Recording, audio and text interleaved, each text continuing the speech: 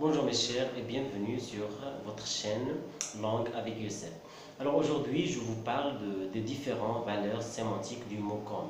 Comme vous le savez bien, ce mot est très fréquenté, très utilisé par les locuteurs français, par les francophones. Alors le mot comme est d'un point de vue purement sémantique, du point de vue du sens, il a trois valeurs sémantiques bien différentes, à ne pas mélanger, à ne pas confondre. Alors ça, bien sûr, c'est géré par le contexte. Alors ces sens se déterminent par le contexte de l'utilisation de ce mot. Alors ça dépend du contexte dans lequel il est inscrit. Comme vous le savez bien, le mot n'a de sens que lorsqu'il est inscrit dans un contexte phrasique bien déterminé. Lorsqu'il est indépendant du contexte, ça sera un peu difficile d'identifier son sens et son expression, bien sûr. Alors le mot comme vous le savez bien, a trois valeurs différentes. Ça dépend. Si je dis par exemple, comme il pleut, Paul arrivera en retard. Dans ce cas-là, on n'exprime pas la valeur la plus connue, la valeur comparative. D'accord? Alors je vais commencer à mettre en évidence les trois valeurs. Première valeur, c'est une valeur comparative, c'est la valeur la plus connue par tout le monde et la plus utilisée. On dit par exemple, la chemise est bleue comme le ciel. La couleur de cette chemise est bleue comme le ciel. Dans ce cas-là, la valeur exprimée, c'est la valeur de la comparaison. Comme dans ce cas-là, équivaut à ressembler à, tel que, pareil à, etc.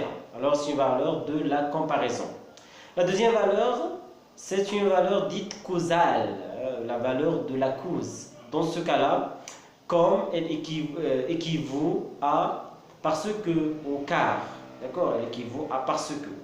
Si je dis comme il est malade, comme Paul est malade, virgule, il ne va pas venir à l'école, par exemple.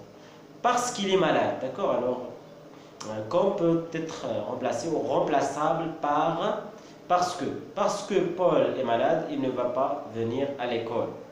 C'est la valeur de cause. La troisième valeur, c'est une valeur dite exclamative. C'est lorsqu'on a à la fin de la phrase un point d'exclamation, un point qui exprime l'état psychologique et les émotions de l'énonciateur. L'énonciateur, c'est celui qui énonce, celui qui parle, celui qui exprime le propos en question. Très bien.